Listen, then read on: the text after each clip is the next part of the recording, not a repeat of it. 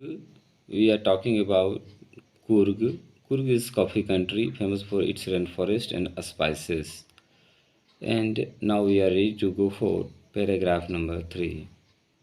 The fiercely independent people of Coorg are possibly of Greek or Arabic descent. जो यहाँ के लोग रहते हैं जो कि बहुत ही मेहनतकश हैं, स्वतंत्र रूप से हैं, कुर्ग के जो निवासी हैं आर पॉसिबली ऑफ ग्रीक और अरबिक डिसेंट। संभवतः, पॉसिबली मीन संभवतः, यह ग्रीक जिसे हम लोग ग्रीस कहते हैं, यूनान कहते हैं, और अरबिक डिसेंट और अरब मूल के निवासी हैं। तो आपको यहाँ समझ लेना चाहिए कि जो कुर्ग के निवासी हैं, कुर्गी, ये सभी भारतीय मूल के नहीं हैं बल्कि अरबिक डिसेंट के हैं, जो अरब मूल के निवासी हैं अथवा यूनान के निवासी माने जाते हैं।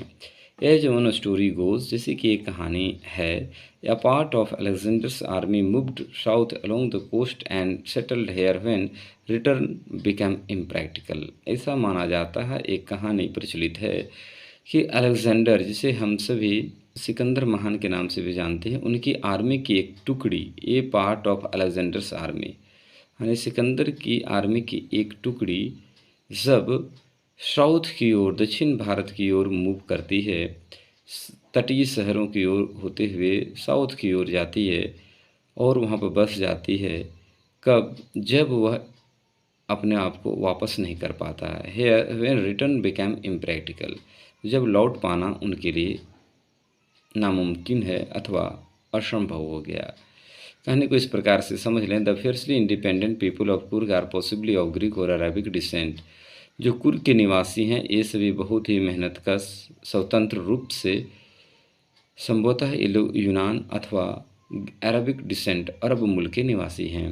इसी कहानी मानी जाती है। As one story goes, a part of Alexander's army moved south along the coast and settled here when return became impractical। ऐसी एक कहानी प्रचलित में है, मानी जाती है कि जब अलेक्जेंडर के आर्मी दक्षिण की ओर मूव करते हैं तटीय शहर होते हुए, और जब लौट पाना मुश्किल हो जाता है तो वे सभी कुर्ग में सेटल कर जाते हैं, वे सभी बस जाते हैं। सेटल मीन्स बस जाना। This people married amongst the locals, ये सभी लोग जो हैं अलेक्जेंडर आर्मी की जो टुकड़ी के लोग हैं, इन लोगों ने लोकल महिलाओं से विवाह कर लेता है। And their culture is apparent in the martial tradition, और आज भी यह उनके शादी समारोह, मार्शल सैनिक प्रवृत्ति जो ट्रेडिशन है, परंपरा है, उसमें आज प्रतीत होता है, देखा जाता है। एपरेंट मीन्स देखा जाना, उपयोग में होना। मैरिज एंड रिलीजियस राइट्स, शादी समारोह में और धार्मिक अनुष्ठान में भी इस प्रकार की प्रवृत्ति देखी जाती है। His are distant from the Hindu mainstream, जो कि हिंदू के मुख्य धारा से बिल्कुल अलग है। इसको हम लोग इस प्रकार से समझ लें कि जो यहाँ के निवासी हैं वे सभी का जो कल्चर है, संस्कृति है, धार्मिक अनुष्ठान है, वह भारत की हिंदू मेन स्ट्रीम जो मुख्य धारा होती है उससे बिल्कुल ही अलग है। इससे प्रतीत होता है कि ये सभी ग्रीक और अरबिक डिसेंट के हैं। The theory of Arab origins draws support from the long black coat, यह जो सिद्धांत है वह एक बल मिलता है, जो कि एक सपोर्ट मिलता है लॉन्ग ब्लैक कोट, लंबे काले coat, with an embroidered waist belt worn by the Kodagus, Kodagu के लोगों के द्वारा एक विशेष प्रकार के लंबे काले कोट पहने जाते हैं, जो कि एम्ब्रॉयडर्ड, सिलाई किया हुआ अथवा मजबूती वेस्ट बेल्ट, जो कि कमर में पहने जाते हैं, नोन एज कुपिया। इसको यहाँ पे हम लोग कुपिया कहा जाता है कर्नाटका में, कुर्ग में।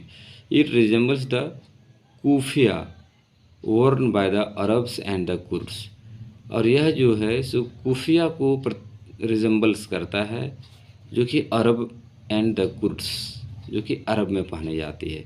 हम लोग फिगर में भी देख सकते हैं कि this is the clothes, long black coat, this is a long black coat and embroider waist belt, देखेंगे एक बेल्ट भी पहना हुआ है, worn by the कोडागुस के द्वारा जो पहना जाता है, इसे कुपिया कहा जाता है, और यही चीज़ को अरब में कुफिया कहा जाता है।